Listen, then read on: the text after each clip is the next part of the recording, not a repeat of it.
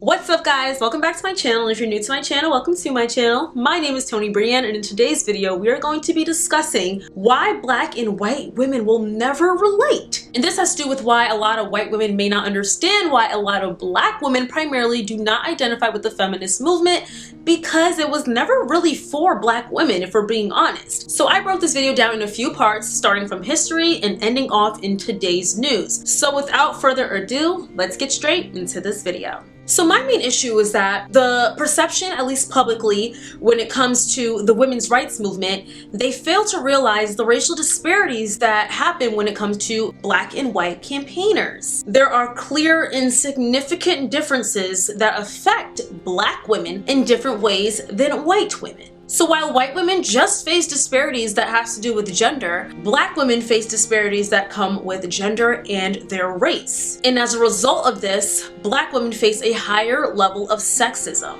Black women are not only the lesser gender, but they are also seen as less than in regard to American society. And this is based both on racist and sexist values. The black woman's experience is like no other because of the layers of oppression. So let's get into my first talking point, which is the history of the women's suffrage movement. The history of the women's rights movement consists of a lot of discriminatory views and values. Referencing the white women that were the face of this movement, a lot of them had very racist views. These women were very anti-black, and they looked at black people as less than and inhumane. And there is proof of this on several occasions. The women's suffrage movement began so that women in the United States could receive the right to vote both locally and nationally. On August 18th, 1920, after almost a century, all women, I'm using air quotes for a reason, were given the right to vote. So similarly to the 15th Amendment, which gave black men the right to vote, several black Americans still would not be able to vote due to policies placed against black Americans and outright racism. This outright racism included threats from locals such as literacy tests. Alright y'all, so I just had to pause this video because I was looking up the literacy tests and I just forgot how complicated they really were. Please take some time if you want to play a game. Please try to answer these literacy test questions. I'm a college educated woman and I think I read pretty well, and I think I understand things pretty logically, and I'm a great critical thinker, but come on. The way they word these, especially with people that did not have the chance to even get an education due to racism and systemic oppression, and this is what they gave them in order to vote. Yeah, I know. All right, back to scheduled content.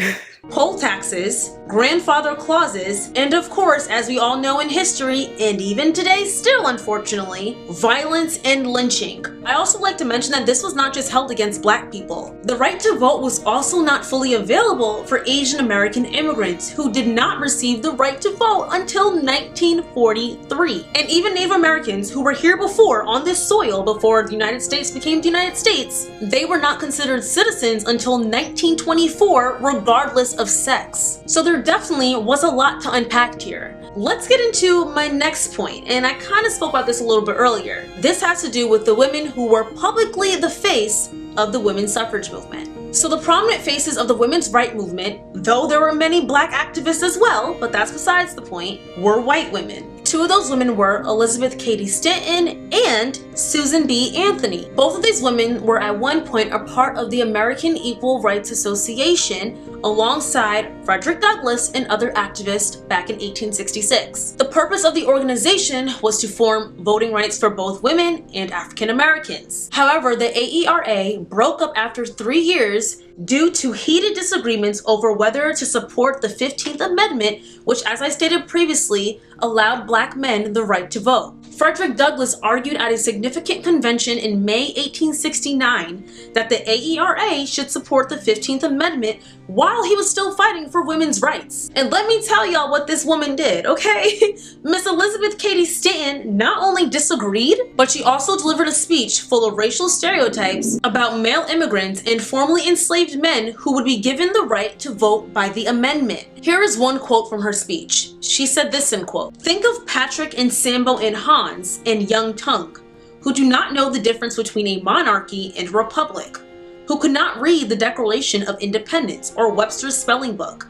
making laws for Susan B. Anthony." She went on to say, "The amendment creates an antagonism everywhere between educated, refined women and the lower orders of men, especially in the South." So she basically was saying that white women deserve the right to vote, over immigrants because they are not fully competent enough to vote and they are considered lower than the white woman, which was completely uncalled for, especially when they're fighting for the same thing. The unfortunate part about this is that Frederick Douglass always supported women's rights before Susan B. Anthony and Elizabeth Cady Stanton started acting funny, and even after. Until the day he died, he always supported women's rights. However, those women couldn't even support African American rights because they didn't feel that African Americans were humane enough. In my opinion, they honestly just used all the African American support so that they can further push their legislation and make it seem like they were standing with African Americans when they really were not. So the differences between Frederick Douglass and the two women at the convention not only led to just the split of the AERA, but it also created a split in the women's suffrage movement. It became a split between those who supported the 15th Amendment and those who do not. And a large majority of people from the South and white people, white women specifically, were on the side that did not support the 15th Amendment. So after the amendment finally passed, many of the suffragists sided with white Southerners by suggesting that if white women could vote, they could eventually drown out the black man vote. This is crazy, right? This is I can't even talk right. This is where the women's movement started from, right? All women deserve equal rights, but not black people, right? It got to the point where Susan B. Anthony even tried to separate herself from the legendary Frederick Douglass, like Miss Girl.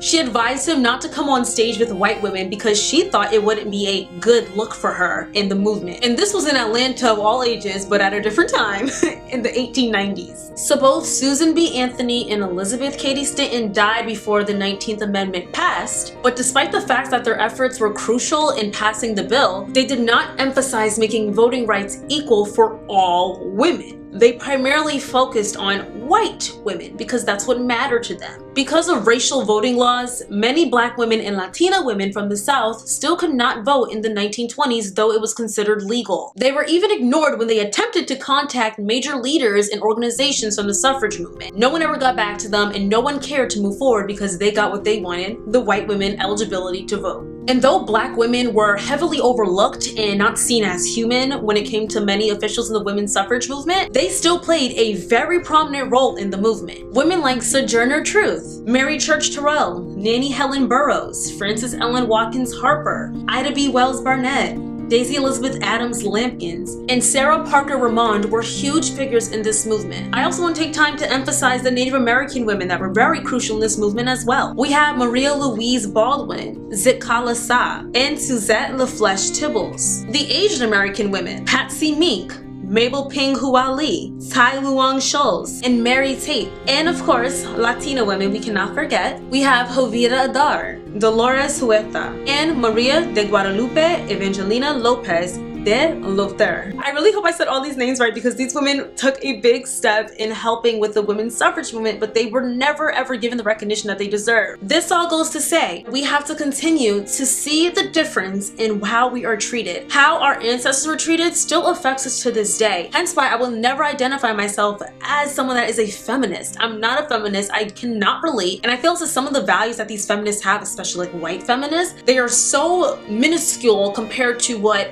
women of color go through every single day. I think it's because they're trying to play victim a lot of the time. Obviously, it is not all white women. There's always an exception to the rule, like my mother always says, but there is a large chunk that just want to play like they are a victim and that they are oppressed because they want to have that effect of being oppressed for some reason, as if it's fun to have. So that is why I thought it was important to make this video, especially as Women's History Month is coming to a conclusion, because we tend to forget black women. I mean, they're now trying to bring women of color into the equation because of the George Floyd incident that happened back in 2020. So I do sometimes feel like it's fake activism, but we're not gonna get into that. I'm hoping that there's some genuineness, I hope that's our real word, in this movement and the fight for equal rights when it comes to women. So I wanna know what y'all think in the comments down below. Do you guys know some of these women? Please let me know that as well. And what are your views when it comes to the feminism movement, the women's rights march, all that stuff? What are your exact views when it comes to this? Thank you guys so much for watching. I love and I appreciate the support so much, and I will see you all in my next video. I love you guys so much. Bye. Mwah.